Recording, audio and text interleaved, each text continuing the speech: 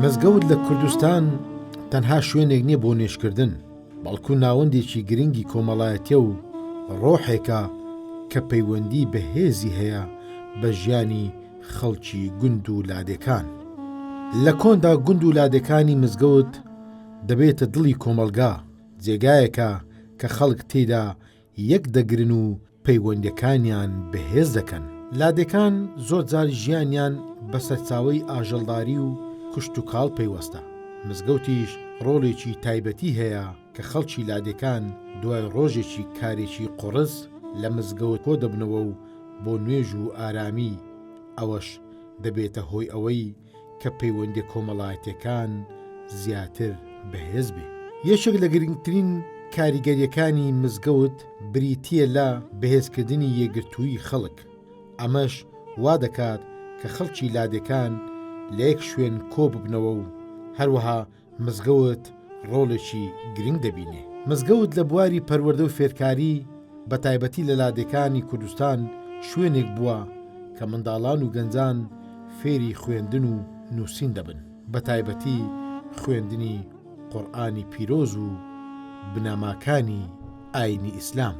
لەلایەکی ترەوە لە لادێکان مزگەوت جێگایەک بووە بۆ چارەسەرکردنی کێشە کۆمەڵایەتیەکان. ئێمە لە گوندی مامچۆغانان لە ساڵی 1950 دامەزراوە. لە ساڵی 50 هەتاوەکو ئێستا گوندی مامچۆغانان ئاوەدانی تێدایە و بەردەوامە. و لە ساڵی 1970 گوندی ئێمەش گوندی مامچۆغانان بەدەر نەبوو لە شاڵاوی ڕوخاندنی گوندەکان کەوا ڕژێوی باسی گوندەکانی ڕوخان. گوندی مامچۆغانانیش بە هەمان شێوە لە ساڵی 1970 ئەو گوندە شتێک درایە. مێژوو گوندی مامچۆغانان دەگەڕێتەوە لە بۆ ساڵی 1950 هەتا ئێستاش ژیانی تێدا بەردەوامە و ژیانیشی هەر تێدا بەردەوام ببی ئینشاءالله تعالی.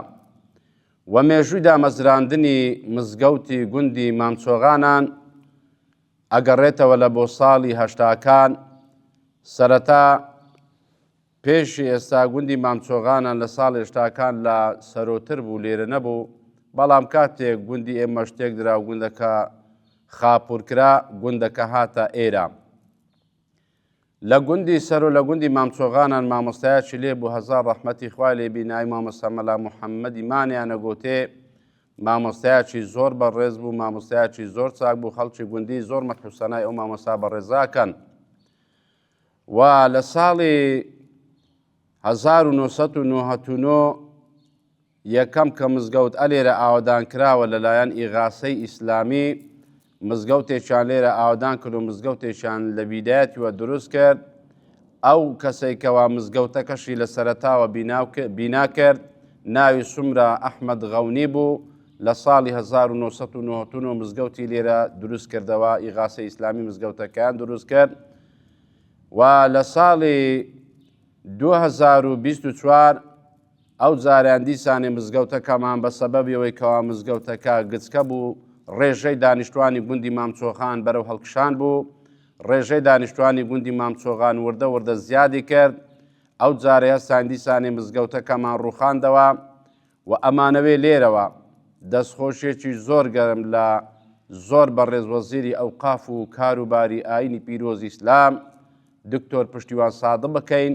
بەڕاستی زۆر هاوکارمان بوو و زۆریش یارمەتی داین و زۆر کار ئاسانیشی لە بۆ کردین، کەوا سەر لە نوێوە خێرخوازێک هات کەوا پیرەژنێک بوو پێ بە ناوی حاجیە قەدریە تووتنچی، هەستا ئیشاڕە پێدا و گوتی ئەگەر بێت و ئێوە ئیجازە بدەن و ئەگەر ئێوە ڕەئیتان لەسەر بێ، لەبەرەوەی مزگەوتەکە گچکەیە و لەبەرەوەی مزگەوتەکە تۆزێش کۆن بووە، ئەمەوێ مزگەوتەکەی لە بیدایەتیەوە هەر لە بناغەی مزگەوتەکەی بینا بکەمەوە.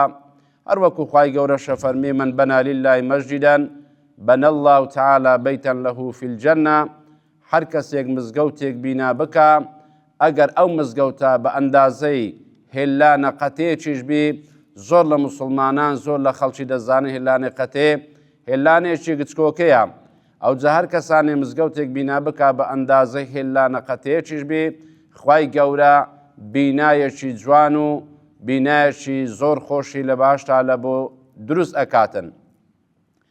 ئەو دایە حاجیە قەدریەت و تنسی هەستا مزگەوتەکەی لە بیدایەتەوە بینا کردەوە، مەساریفێکی زۆری لێ کرد، هەروەکو ئێستا هەمووتان بە چاوی خۆتان ئەبینن لە کەناڵی دیمەن تیڤی ئەبینن کەوا مزگەوتێکی خنجیلانە، مزگەوتێکی زۆر زۆر خۆش و ناماوانەوەی کەوا ناوی ئەو کەسەش لە بیر بکەینکەوە سەرپەرشتیانی مزگەوتەکەی کرد، یەک لەوانە کاک حەچیم خۆشناو بەڕاستی لە بیدایەتەوە زۆر زۆر بۆ مزگەوتێ و ماندی بوو و شوان ئەحمەد عەبدوڵڵاش کەوا دانیشتووی گوندی مامچۆغانانە، ئەویش بە هەمان شێوە بە خۆی و بە مار و منداری خۆی سەرپەرشتیاری مزگەوتەکەیان کرد و هەتا وای لێهات مزگەوتەکە بەراو تەواو بوون ڕووی ئەلحەمدوللیلا. و ئەمنیش وەکو ئیدریس جەبار مامشێخ ئیمام و خەتیب لە گوندی مامچۆغانان لە مزگەوتی حاجی قەدریەت و تنسی ئەو مزگەفتال بۆمە هەموو دەمەشی بۆ سولح، بۆ بووگۆستنەوە، بۆ مەسلەحات، بۆ خەرچی ئەو مەسەلەن لەو مەنتیقەی ڕۆژی جومعان ئەو حالەمە لادەدا لێرە نوێژی خۆیەکە نوێژێکی جوانەکە بە ئەمرێ خودای ڕەبی العالەمین مامۆستایەکی ڕێک و پێشمان هەیە، ئەو عالەمە نوێژێ خۆ دەکا و بە ڕێک و پێچی و دەستەوە خوددا خێری ئەو کەسیش بنووسی کە ئەو مزگەفتەی کردێ بۆ ئەو گوندەی قەومی ئاوایشمان قەومەشی باشە لۆیەکدی، قەومەشی زۆر بەڕێزە، هەندی برێ باشن، بەس دەبێ ئەوانیش چاویان لەو مزگەفتەی بی، دایمەن چاویان لە مزگەفتێ بی بیپارێزن، خاوین و باوین وەکو ئەوەی کە حالەم مەحتی ئەو مزگەفتەی بکە کە خودای گەورە ئەو مزگەفتەی بە نسیبی ئەو گوندەی کردە. لە پاشی هەنجیش دەبینی بوو گۆستنەوەیە حالەمەکە هەمووی مەجبوری مزگەفتێ، سولحە هەردەی بێ لە مزگەفتی دانیش، دوو برادەر لێک حێجز بن، دوو سێ کەس خڕەبنەوە ڕدێنسپیەکانی گوندی پێشیان دەینەوە خوددا خێریان بنووسی.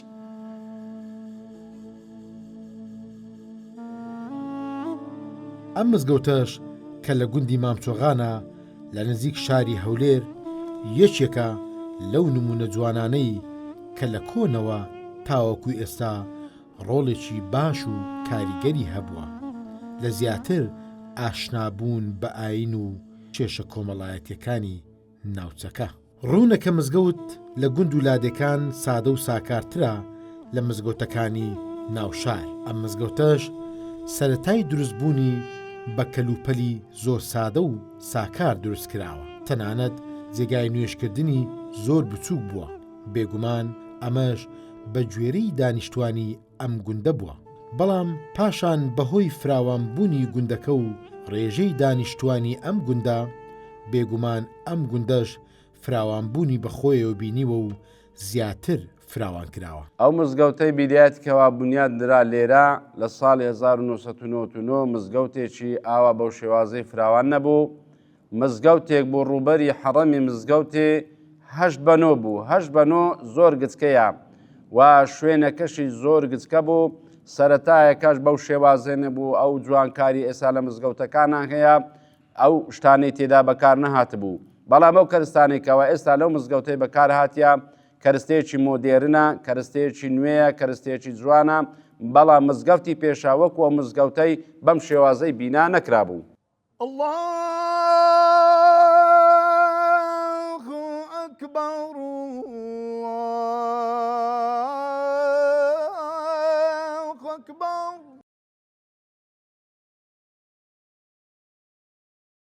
أشهد أن لا إله إلا الله والدرجة الرفيعة العالية وبعثه مقاما محمودا الذي وعدته آمين. حلت له شفاعة يوم القيامة إنك لا تخلف الميعاد، وارزقنا شفاعته وزيارته آمين. ارحمنا يا رب العالمين.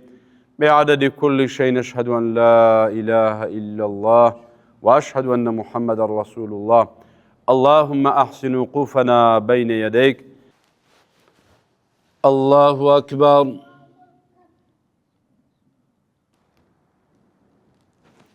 السلام عليكم ورحمة الله.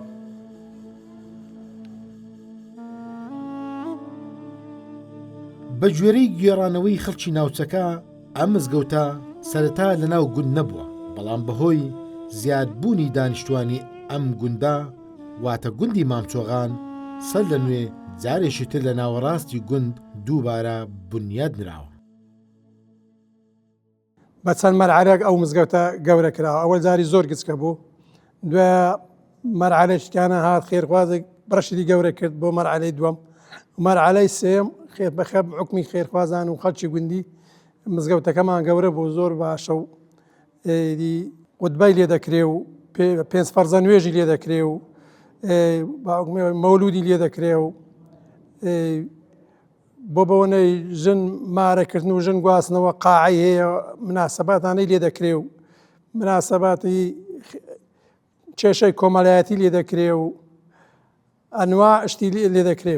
مزگەوت گوندیش بێ مزگەوت هەر نابێ، هەموو بە حکمی ئەوەش ما گوندن لە جادەی نیزێچین غوتبان زۆر قەلەبارغ دەبێت، خاستن ڕۆژی جومعان قەلەبارغە زۆر گچکە بوو، هە زۆر گچکە بوو. دوایە ئەودا خێرخوازێک هات بڕشتی گەورە کرد، ئەودا لە بناغی ڕاخەرەیان کرد، ئەوە بە حکمی ئەوەی خێرخواز و خەڵکی گوندی مزگەوتەکان گەورە بۆ قاعن هەیە ئێستا و وەڵا یادگاری خۆشی هەیە و ناخۆشی هەیە، خۆشی هەیە و ناخۆشی هەیە. ئەو مزگەوتەوە چی کراوە خۆش بوو، زۆر خۆش بوو بە بۆنەی ئەوەی مزگەوتەکان نوێ بۆ خۆش بوو، زۆر خۆش بوو. بە جاریش هەیە نماخۆشە دەبینی لە عادیساک لە کەسێک ئەوە چی کەسێک جان لە دەست دەدا ئەوەشی لێ دەکرێت زۆر ناخۆشە. ئەجا ئەو خۆشیانە ئەو ناخۆشیانەش هەیە. ئەوەی جێگای سەرنجە لە ڕووی کۆمەڵایەتیەوە ئەم مزگەوتە تەنها بۆ نوێژ و خۆپارێستی بەکار نهاتوە. لەناو هۆڵە بۆنە ئاینەکان زۆربەی بۆنەکانی تێدا ئەنجام دەدرێ، تازە و مەولودنامە بۆ پێکێنانی هاوسەرگیری بۆ خەڵکی ناوچەکە. شایانی باسە ئەم مزگەوتە لە ڕووی گرنگی بۆ ناوچەکە ڕۆڵێکی باشی هەیە، جێگایەکی پیرۆزە بۆ گوند نشینەکان. جێگای باسە زۆرێک لە مامۆستا ئاینەکانی ئەم ناوچەیە وتاربێژ و نوێژخوێنی ئەو مزگەوتە بوونە کە جێگای پەنجەیان دیارە. مزگەوتی ئێمە مزگەوتی گوندی مامچۆغانان بەدەرنیە لە مزگەوتەکانی تر، هەر لە سەرەتاوە هەموو مزگەوتەکان ڕۆڵێکی کاریگەریان هەبووە.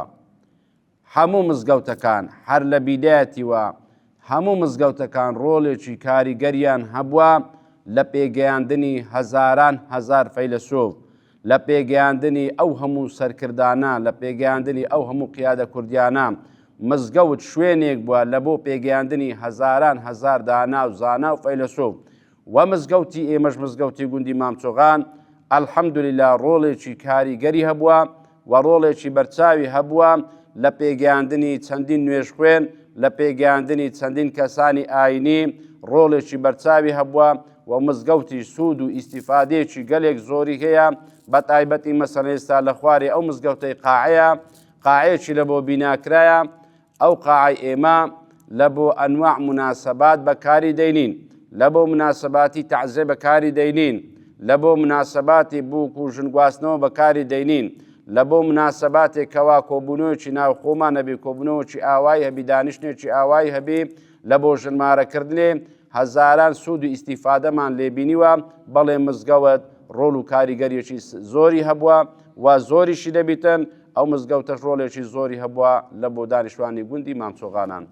قوربان جان، ئەوەی معلوماتم لەسەر هەبێ من لە سەر مامۆستایەکی قەدیم لێرە هەبووە، ئیشارەمان پێدا لە مزگەوتی گوندی سۆرەی مامچۆغان بوو. مامۆستا مەلا محەممەدی مانیانە گۆتێ ڕەحمەتی خوای لەسەر بێ، ماری لە هەولێرێ بووە، بەڵام ئێستا لە ژیان نەماوە.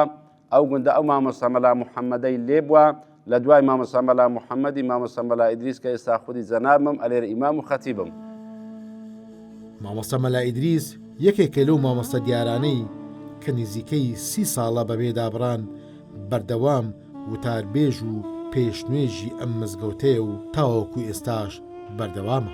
ئەم مزگەوتە بە حکمی ئەوەی لە هەولێر نزیکە، زۆر جار خەڵک لە کاتی گەشت و سەیران ڕوو لەم مزگەوتە دەکەن بۆ خواپەرستی و تاوەکو ئێستاش دەرگای بەڕووی و نێشخوێنان کراوەتەوە. گوندی مامچۆغانیش یەکێکە لەو گوندانی کوردستان کە لە ڕووی مزگەوتەوە توانیویەتی خزمەتێکی بەرچاوی ناوچەکە و خەڵکی گوندەکە بکات.